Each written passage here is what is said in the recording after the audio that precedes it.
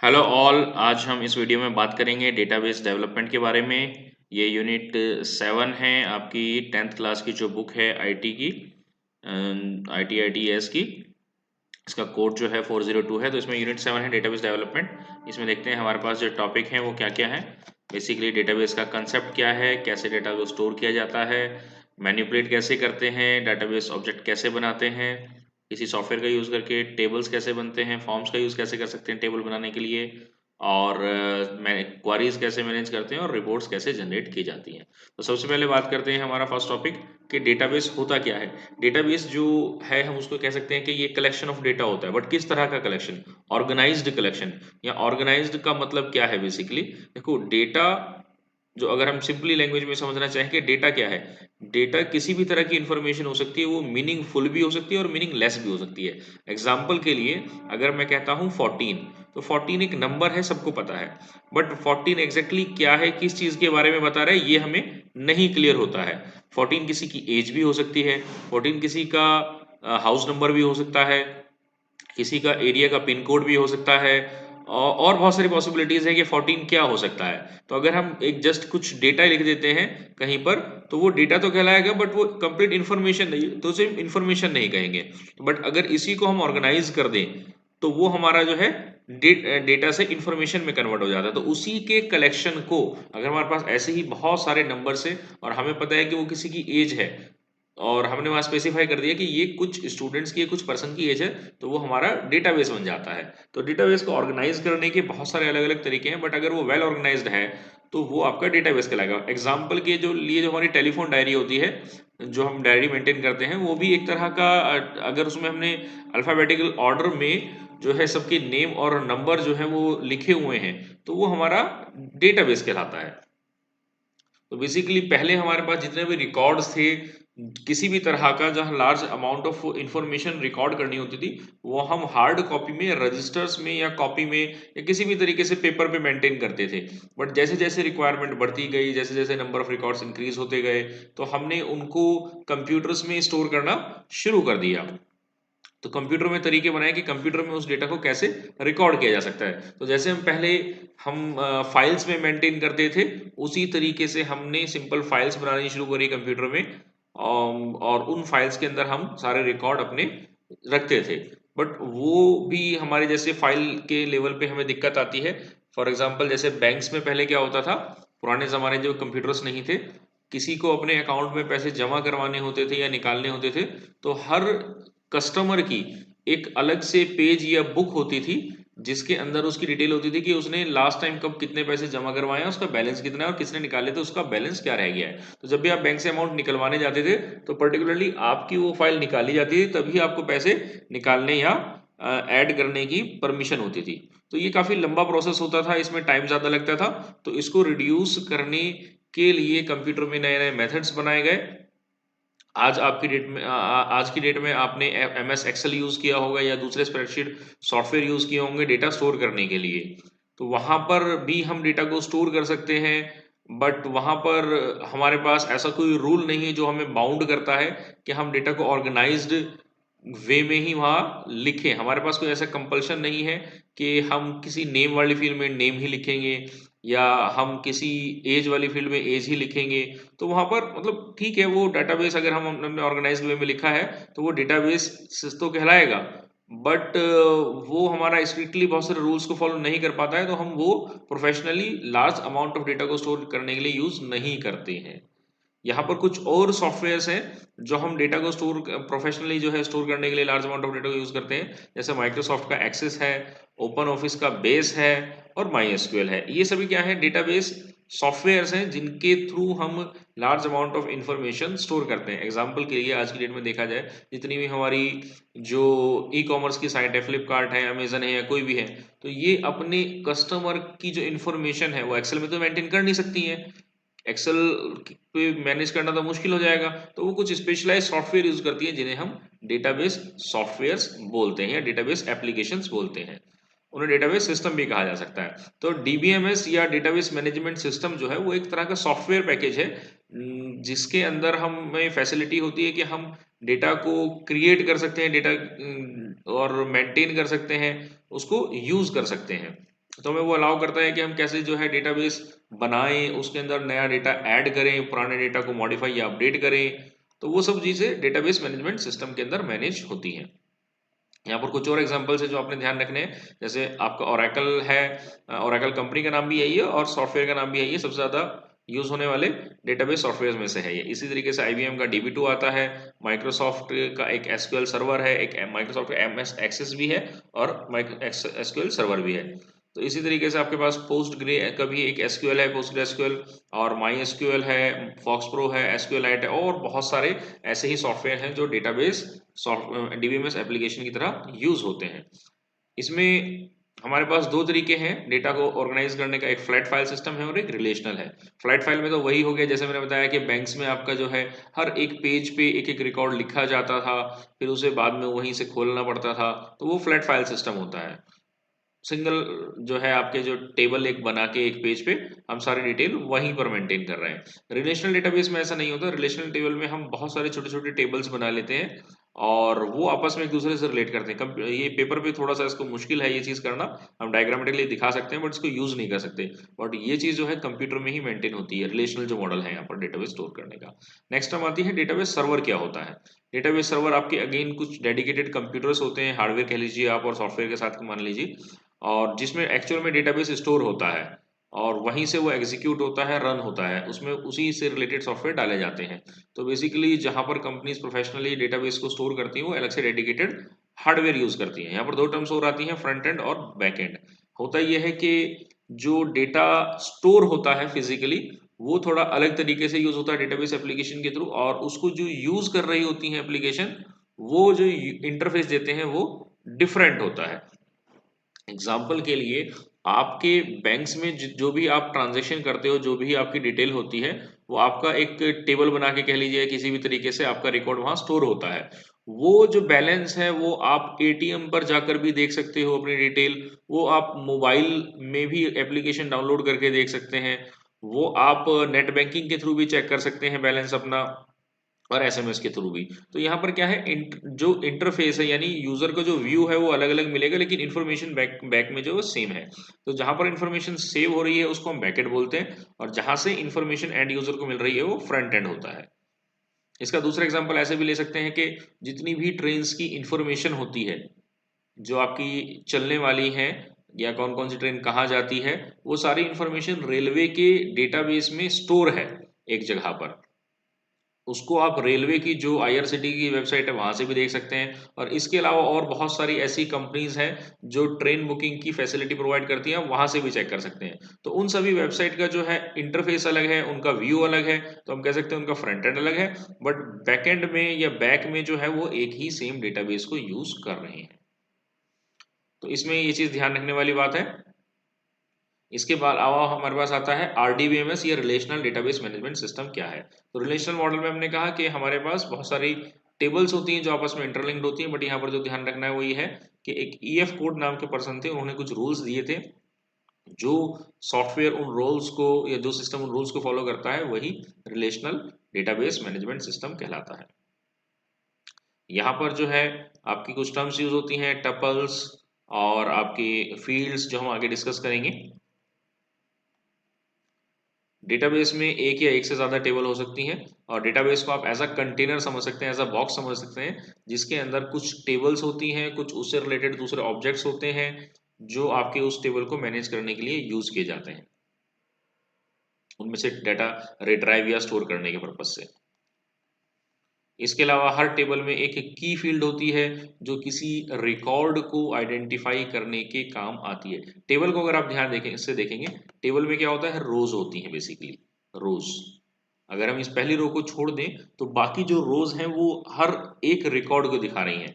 जैसे जो first row है वो हमारी राम के रिकॉर्ड को दिखा रही है, उसमें उसका नाम है, उसमें उसकी क्लास है, उसमें उसका सेक्शन है। ऐसे ही सेकंड रो जो है वो रवि के रिकॉर्ड को रिप्रेजेंट कर रही है, थर्ड रो में एक और रवि है उसके रिकॉर्ड को रिप्रेजेंट किया जा रहा है, और फोर्थ रिकॉर्ड में संजय है उसके रिकॉर्ड को यहाँ रिप्रेजेंट कर रहे हैं। तो हर रो जो है वो एक रिकॉर्ड रिप्रेजेंट करती है, और जो कॉलम होती है हमारे पास, ये एक एक सिंगल कॉलम जो है वो हमारे एक फील्ड कहलाती है कि किस तरह की इंफॉर्मेशन, ये जो कॉलम है ये नेम बता रही है, ये सेकंड कॉलम जो है ये हमारी क्लास स्टैंडर्ड बता रही है, और थर्ड हमारी जो है वो सेक्शन डिफाइन कर रही है। तो जो जितने ज़्यादा कॉलम हो गए यानी उतनी ज़्यादा इंफॉर्मेशन हमारे पास अवेलेबल है, और यहाँ पर जो रो है वो रिकॉर्ड को आइडेंटिफाई करती है, कितने रिकॉर्ड्स हैं हमारे पास। तो टेबल हमारी इस रो और कॉलम के कॉम्बिनेशन से ही बनती है।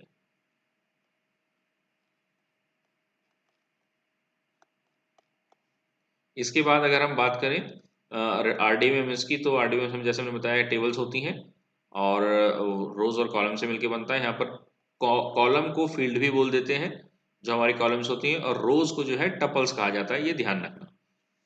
इसके अलावा जो हमारे पास नेक्स्ट है दैट इज डेटा टाइप। जो इन्फॉर्मेशन हम स्टोर कर रहे हैं वो किस किस तरह की इन्फॉर्मेशन स्टोर कर सकते हैं। जैसे किसी का नेम स्टोर करना है तो हम वहां पर अल्फाबेट्स में वो लिखते हैं, तो उसके लिए alpha numeric data type use होता है। किसी का फोन नंबर है, हमें पता है उसमें डिजिट्स ही होते हैं, तो हम उसको न्यूमेरिक फॉर्म में ले सकते हैं। किसी की एज है तो वो भी नंबर्स में ही होती है, न्यूमेरिक होती है। किसी की सैलरी है वो भी न्यूमेरिक डाटा टाइप में आती है आपकी। तो वो आपके नंबर्स हैं तो न्यूमेरिक डेटा टाइप में लेंगे, चाहे वो होल नंबर है या आपके डेसिमल नंबर है। और अगर कोई इन्फॉर्मेशन जो है किसी भी चीज़ से, तो फादर्स नेम है, आपकी कोई डिस्क्रिप्शन है किसी चीज़ की, तो वो आपकी अल्फा न्यूमेरिक में आएगी। बाइनरी टाइप्स में हम यूज करते हैं किसी तरह की कोई पिक्चर वगैरह स्टोर करनी है, कोई फाइल अटैच करनी है, तो वो बाइनरी में आती है किसी रिकॉर्ड से रिलेटेड। डेट टाइम में हम किसी तरह की डेट, कब कब जो है यूजर ने रजिस्टर किया वेबसाइट पे, या उसकी डेट ऑफ बर्थ क्या है, या उसने जो शॉपिंग की वो किस डेट में करी, किस टाइम पर करी, इस तरह की इन्फॉर्मेशन हम अलग से फॉर्मेट में, डेट टाइम फॉर्मेट होता है, डेटा टाइप होता है, उसमें स्टोर करते हैं। इसके अलावा एक बाकी जितने भी कुछ डेटा टाइप्स होते हैं उनको हम अदर वेरिएबल्स टाइप में रखते हैं। तो नंबर्स में भी हमारे पास बहुत सारे फर्दर सब कैटेगरीज हैं, Boolean, टिनी int, small int, integer, big int, numeric. ये अलग अलग डेटा टाइप्स अलग अलग तरह की नंबर्स की रेंज के लिए यूज करते हैं। फॉर एग्जांपल यहाँ पर टिनी इंट यूज करते हैं जब मुझे पता है कोई जो नंबर है वो 0 से लेके 255 तक ही जा सकती है। जैसे मैंने कहा एज, एज अगर किसी की स्टोर करनी है तो मुझे पता है नॉर्मल ह्यूमन की जो एज होती है वो 255 से कम ही कम होगी। तो वहां पर अगर मैं बिग इंट या कोई और ले लेता हूँ तो वहां पर जो है वो ज्यादा स्पेस लेगा एक तरह से कहा जाए, और वहां उसकी इतनी की जरूरत नहीं है, तो हम यहाँ टीनी इंट ले सकते हैं। तो जैसी जरूरत हो उस हिसाब से यहाँ पर जो डेटा टाइप है वो यूज कर सकते हैं न्यूमेरिक वालों में से। ऐसे अल्फा न्यूमेरिक में हमारे पास लॉन्ग वेर कैर होता है, कैर होता है, वेर कैर होता है। तो इनमें से भी हम एज पर द नीड कोई भी यूज कर सकते हैं। लॉन्ग वेर कैर में ज्यादा कोई डिटेल है तो वो स्टोर करते हैं, या यूजुअली हम जो है इसमें कैर या वेर कैर यूज करते हैं। इसके अलावा बाइनरी मैंने जैसे बताया कि किसी तरह की कोई भी जो एडिशनल फाइल है, किसी भी तरह की इमेज फाइल है, साउंड फाइल है, वीडियो फाइल है, किसी भी तरह की कोई डॉक्यूमेंट है वो अटैच करना चाहते हैं रिकॉर्ड के साथ, तो उसके लिए हम बाइनरी डेटा टाइप यूज करते हैं। ऐसे डेट टाइम में हमारे पास डेट अलग से होता है, टाइम अलग है। हमारे पास सिर्फ डेट स्टोर करवाना है तो डेट यूज करेंगे, टाइम स्टोर करवाना है टाइम यूज करेंगे, और दोनों एक साथ यूज करना है तो वो डेट टाइम स्टैम्प यूज करते हैं। ज्यादातर जो ट्रांजेक्शन आईडी जनरेट की जाती है वो टाइम स्टैंपिंग से की जाती है, क्योंकि इसमें सेकंड के भी मिली सेकंड्स होते हैं। ये अदर डेटा टाइप हो गया।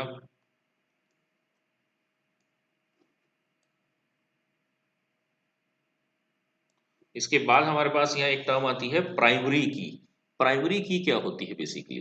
प्राइमरी की हमारे जैसे टेबल है, उस टेबल में बहुत सारी अलग अलग तरह की इंफॉर्मेशन है। जैसे एक स्टूडेंट का रिकॉर्ड है तो स्टूडेंट से रिलेटेड हमारे पास इंफॉर्मेशन हो सकती है। स्टूडेंट की आईडी क्या है, स्टूडेंट का नेम क्या है, स्टूडेंट का सेक्शन या क्लास क्या है, उसके फादर का नेम क्या है, उसका फोन नंबर क्या है, उसकी उसकी जो है आपकी परसेंटेज क्या है लास्ट क्लास की। तो ये सब इंफॉर्मेशन हो सकती है। तो अगर हम दो बच्चों का रिकॉर्ड की बात करें तो दो बच्चों के हो सकता है नेम सेम हो सकता है, पॉसिबिलिटी है, एक नाम के दो बच्चे हो सकते हैं। इसी तरीके से पॉसिबिलिटी है कि उनके फादर नेम सेम हो, दो बच्चों के फादर नेम सेम हो सकते हैं। ऐसा भी हो सकता है कि दो बच्चों के नाम भी सेम है और फादर नेम सेम हो। क्लासेस एक क्लास एक से ज्यादा बच्चे सेम क्लास में हो सकते हैं। तो काफी इंफॉर्मेशन है जो डुप्लीकेट हो सकती है। बट अगर हम बात करें आईडी की, आईडी दो बच्चों की सेम नहीं हो सकती। तो वो हमारा जो है हर स्टूडेंट के रिकॉर्ड को यूनिकली आइडेंटिफाई कर रही है। तो आईडी हमारे पास क्या हो गई यहाँ पर, प्राइमरी की हो गई। तो कई बार एक सिंगल कॉलम भी हमारे पास प्राइमरी की होता है, कई बार हमें एक से ज्यादा कॉलम को मिलाकर भी प्राइमरी की बनानी पड़ जाती है।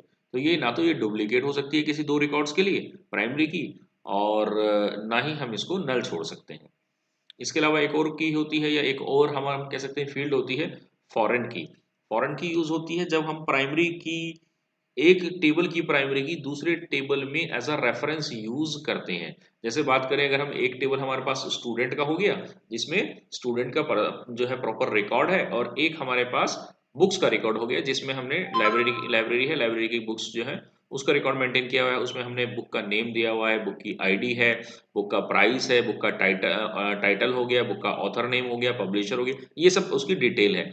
एक हमने तीसरी टेबल बना ली हमने उसमें आपकी इशू की, कि जो भी बुक्स इशू होगी उसको एक अलग टेबल में मेंटेन किया जाएगा। तो वहां पर क्या करेंगे, हम एक इशू आईडी जनरेट करेंगे जो भी होगी यूनिक, और उसमें ये बताएंगे कि जो बुक इशू हुई है उस बुक की आईडी क्या है, और ये बताएंगे जो बुक है वो किस स्टूडेंट ने इशू की है। तो यहाँ पर हम जो आईडी और बुक की आईडी और जो स्टूडेंट आईडी यूज करेंगे वो दोनों ही आपकी जो पहले वाली दो टेबल हैं, स्टूडेंट वाली टेबल और बुक वाली टेबल, उन दोनों में से मैच होनी चाहिए।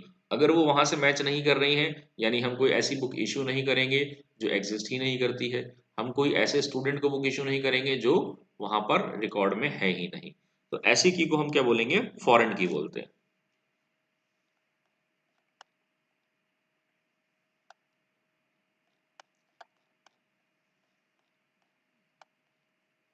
इसके बाद डेटा को मैनेज करने के लिए हमारे पास कुछ स्पेसिफिक लैंग्वेज या क्वारीज होती हैं जो हम यूज करते हैं डेटा को मैनेज करने के। डेटा को डेटाबेस सिस्टम के थ्रू मैनेज करने के अलग अलग कई सारे तरीके हो सकते हैं। जैसे हम फॉर्म्स का यूज करते हैं, ज़्यादा आसान रहता है वो, बट एक स्टैंडर्ड तरीका है एसक्यूएल, स्ट्रक्चर्ड क्वेरी लैंग्वेज, जो सभी डेटाबेस सपोर्ट करते हैं उसको। तो उसमें हमारे पास जो है कुछ कैटेगरीज हैं कमांड्स की, जिनमें से दो कैटेगरी हैं डीडीएल और डीएमएल, डेटा डेफिनेशन लैंग्वेज और data manipulation language. Data definition language में वो कमांड्स आती हैं जिससे टेबल का स्ट्रक्चर जो है वो बनता है।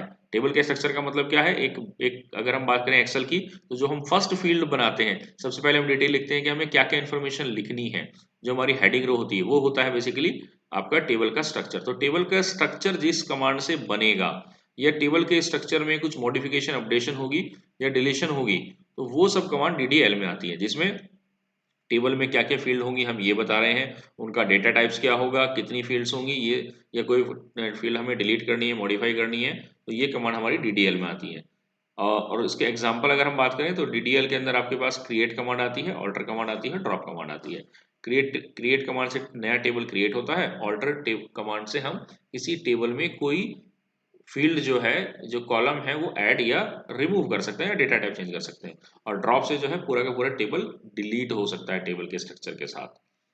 तो इसमें दूसरी जो आती है वो डीएमएल आती है। डीएमएल का मतलब है डेटा मैनिपुलेशन लैंग्वेज। यहाँ पर वो सब कमांड्स होती हैं जिनके थ्रू हम टेबल के अंदर जो इंफॉर्मेशन, जो डेटा फीड कर रहे हैं, जो रिकॉर्ड ऐड कर रहे हैं, वो रिकॉर्ड ऐड करवा पाए, वो रिकॉर्ड रिमूव कर पाए, वो उन रिकॉर्ड में कुछ अपडेशन या मॉडिफिकेशन कर पाए, उनको व्यू कर पाए। तो ये कमांड जो है आपकी डीएमएल में आती है। डेटा को मैनिपुलेट कर रहे हैं, यहाँ स्ट्रक्चर से कोई लेना देना नहीं है, स्ट्रक्चर फिक्स है हमारा, हम उसके अंदर जो इन्फॉर्मेशन फीड कर रहे हैं वो हम मैनेज कर सकते हैं। उसके लिए हमारे पास जो सबसे ज्यादा यूज होती है तो इंसर्ट कमांड यूज होती है नया रिकॉर्ड ऐड करने के लिए।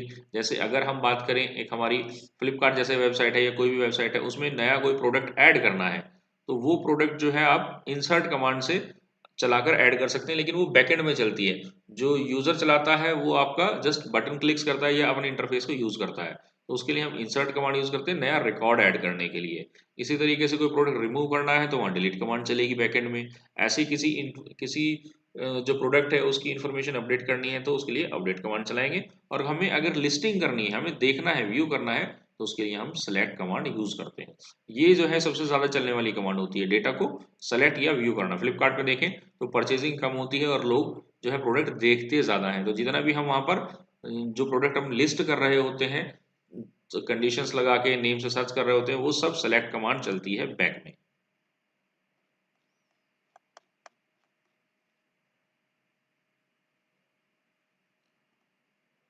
यहाँ पर बुक में जो डेटाबेस एक्सप्लेन किया हुआ है वो ओपन ऑफिस के थ्रू किया हुआ है, तो इसको हम बाद में देखेंगे। और अभी हम एसक्यूएल कमांड देखते हैं नेक्स्ट वीडियो में।